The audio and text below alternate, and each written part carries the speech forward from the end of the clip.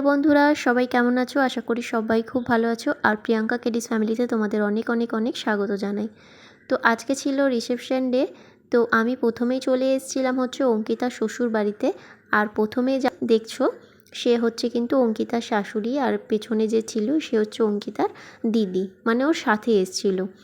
তো ওদের বাড়িতে আসার পরে এখানে কিছু নিয়ম ছিল, তো সেই নিয়মের জন্য আমরা এখন সকাল সকাল বেরিয়ে পড়েছিলাম হচ্ছে পুকুরে যাওয়ার জন্য। আর এখানে নিয়মটা হচ্ছে পুকুরে যেতে হবে, আর পুকুরে গিয়ে মাটি তুলতে হবে, আর মাটি তুলে সেটা দিয়ে একটা রিচুয়াল হবে।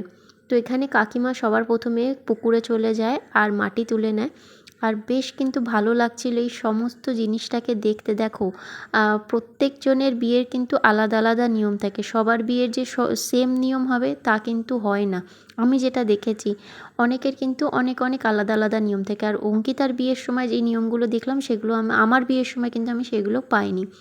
তো সেটাই বুঝলাম যে এখানে সবার বিয়ের আলাদা আলাদা আর সুন্দর সুন্দর কিন্তু নিয়ম থাকে। তারপরে ওখান থেকে চলে এসে তোমাদেরকে একটু ওদের বাড়িটাও দেখিয়ে দিই। তো এখানেই হচ্ছে সন্দীপের বিয়ে হয়েছে। আর সন্দীপদের হচ্ছে কিন্তু অ্যাকচুয়ালিতে দুটো বাড়ি বলতে একটা ভেতরের দিকে, একটু গ্রামের দিকে ভেতরের দিকে, আর একটা টাউনের দিকে। তো ওর বিয়েটা অ্যাকচুয়ালিতে এই বাড়িতেই হয়েছিল। আর এটা কিন্তু ওদের এখানে প্যান্ডেলও করা ছিল, এখন যেহেতু খুলে দিয়েছে। তো এখন ওরা টাউনের বাড়ি চলে যেত, মানে আমিও ওদের সাথেই গেছিলাম আর কি। তো তোমাদেরকে একটু দেখিয়ে দিই। আর এখানে যে আমরা একটা দিন ছিলাম, আমরা কিন্তু ভীষণ মজা করেছি। প্রত্যেকটা ক্লিপ আমি নিতে পারিনি, কিন্তু নিলে কিন্তু তোমরা দেখে ভীষণই মজা পেতে ভিডিওগুলো। তো এখানে নিশ্চয়ই ও সন্দীপের গায়ে হলুদ হয়েছে, আর ভীষণই সুন্দরভাবে সাজিয়েছে, তোমরা নিজেরাও দেখতে পাচ্ছ। আমার ভীষণই ভালো লেগেছে এই সাজানোটা। আর এখানে যে নিয়মটা বলছিলাম সেখানে কিন্তু এই নিয়মটা হবে বলে সব রেডি করে রেখেছিল। আর ওখানে কিন্তু ওর পিসিমণিও ছিল, মানে ওর সন্দীপের পিসিমণি ছিল। আর এইখানে দেখো বউকে দেখাচ্ছি, সকাল সকাল বউয়ের দর্শন পেলে তাহলে তোমরা। আর এখানে হচ্ছে ওই যেই নিয়মগুলো বলছিলাম সেই নিয়মগুলো চলছিল। এখানে নিয়মটা অ্যাকচুয়ালি কী ছিল, নিয়ম বা রিচুয়াল যাই বলি, তো এখানে ছিল কি গর্ত খুঁড়তে হবে। এরা তো ছোট ছোট খুঁড়েছে, এর থেকে বেশি বড় বড় খুঁড়তে হবে।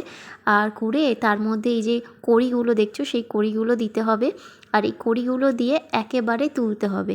তো এইটা হয়েছিল 3বার মতো নিয়মটা।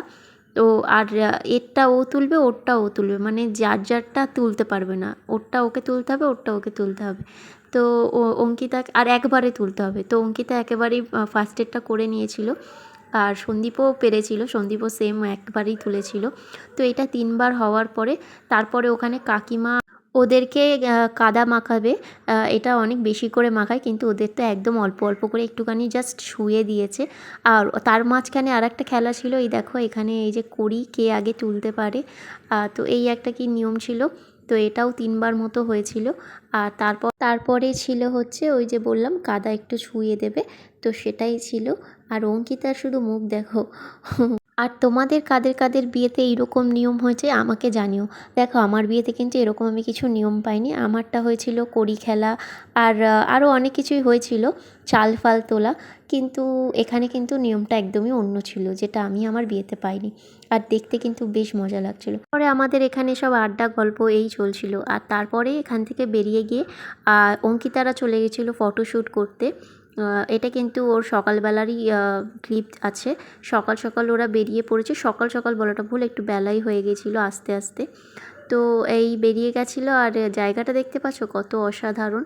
আর এই জায়গাটার ঠিক নামটা আমি জানি না, কিন্তু জায়গাটা এত ভালো আর এত সুন্দর ছিল যে দেখতে থাকলে জাস্ট দেখতেই থাকার মতো। মানে আমার মনে হচ্ছিলো কাশ এরকম একটা জায়গায় আমার নিজস্ব বাড়ি হতো, এখান থেকে আর যাওয়ার প্রয়োজনই পড়তো না।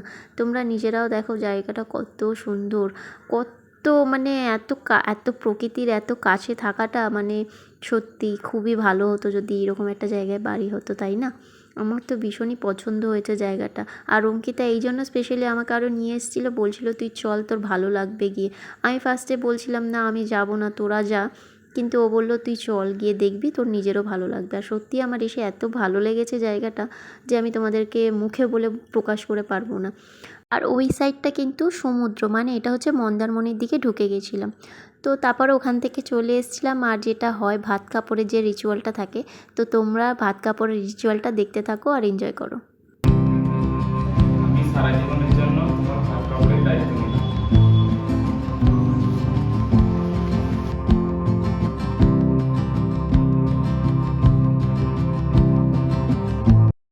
দুপুরে খাওয়া দাওয়া সেরে নিয়ে এই যে তোমাদেরকে একটু আমি নিজেকে দেখাচ্ছি, চোখ মুখের অবস্থা একদমই ভালো না, কারণ বিনা মেকআপে একটু ওই রকমই লাগে সবাইকে। তো যাই হোক, আর একটা বিষয় কি বলো তো, ওই যে ঘুরে ঠুরে এসে চুল মূল একদম পাগলির মতো ছিল, একদম কিছু করা হয়নি। আর এখানেই হচ্ছিল অঙ্কিতা রেডি, আমিও আমার সব জিনিস নিয়ে চলে এসেছিলাম। তো এখানেই ছিলাম, এখন ও রেডি হচ্ছিল আর আমি একটু শুয়েছিলাম। আর তার মধ্যে হচ্ছে তনুশ্রী চলে এসেছিল। আর ওকে পরিচয় করিয়ে দিই, ও কিন্তু হচ্ছে সন্দীপের ফ্রেন্ডের ওয়াইফ। আর অঙ্কিতারও কাইন্ড অফ ফ্রেন্ডই হতো কি হয়। আর সেখান থেকে কিন্তু আমারও ভীষণ ভালো একটা ফ্রেন্ডশিপ হয়ে গেছে। আর ও যেহেতু বিবাহিত, আমিও যেহেতু বিবাহিত, তো আমাদের বন্ডিংটা ভীষণই ভালো হয়েছে। ইনফ্যাক্ট আমি এখানে আসার পরও ওর সাথে কিন্তু এখনও কথা বলি, বন্ধুত্ব রেখেছি। আমরা গেলে সবসময় ওর সাথে দেখা করব, মানে সবার সাথে। তোমরা তো সেসব সব কিছু দেখতেই পারবে। তো ভীষণই ভালো একটা বন্ডিং হয়ে গেছে। আর বলছিলাম না, যাদের সাথে আমি গেছি, ওখানে যাদের সাথে পরিচয় হয়েছে, সবার সাথে খুব ভালো বন্ডিং হয়ে গেছে। আর তার মধ্যে আরেকজন ছিল শ্রেয়সী, তাকেও তোমাদেরকে দেখাবো। সেও কিন্তু ভীষণই ভালো, ভীষণই মিষ্টি একটা মেয়ে। তো সবার সাথেই খুবই আমরা ভালো একটা সময় কাটিয়েছি, খুবই ভালো একটা ফ্রেন্ডশিপ হয়ে গেছে সবার সাথে। তো এখানে কাকিমা খুব সুন্দর করে রেডি হয়েছিল, তো কাকিমার সাথে একটু কথা বলে নিলাম।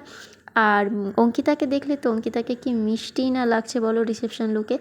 তারপরে আর কি ওখান থেকে চলে এলাম একটু ফটো তুলে। আর তারপরে এখানে একটু পেট পুজো করে নিচ্ছি। আর এখানে চিকেন পকোড়া করেছিল, যেটা খেলাম। আর ভীষণই সুন্দর হয়েছিল চিকেন পকোড়াটা। তো তারপরে চলে গেলাম আরও আমরা ফটোশ্যুট করতে। আর যে শ্রেয়সী বলছিলাম যে কালো কালার ড্রেস পরে আছে, সে কিন্তু শ্রেয়সী। আর খুবই কিন্তু ভালো, খুবই মিষ্টি একটা মেয়ে। আর এখানে চলছিল আমাদের একটু ওই লেডিস পার্টি। আর তারপর এই যে হচ্ছে ফ্রেন্ড আর ফ্রেন্ডের ওয়াইফটা, যে তনুশ্রী বলছিলাম। আর এখানে আমরা তারপরে চলে এসেছিলাম একটুখানি ফুচকা খেতে সবাই মিলে। আর ফুচকাটাও কিন্তু বেশ ভালো ছিল। আর এখানে আমি তারপরে নিয়ে চলে যাচ্ছিলাম একটু অঙ্কিতার জন্য ফুচকা, কারণ ও বেচারি কিছুই খায়নি দুপুরের পর থেকে। দুপুরে যে একসাথে খেয়েছিলাম, তারপরে আর কিছুই খাওয়া হয়নি ওর। ও একটু চেয়েছিল চিকেন পকোড়াটা খেতে, কিন্তু ততক্ষণে শেষ হয়ে গেছিলো।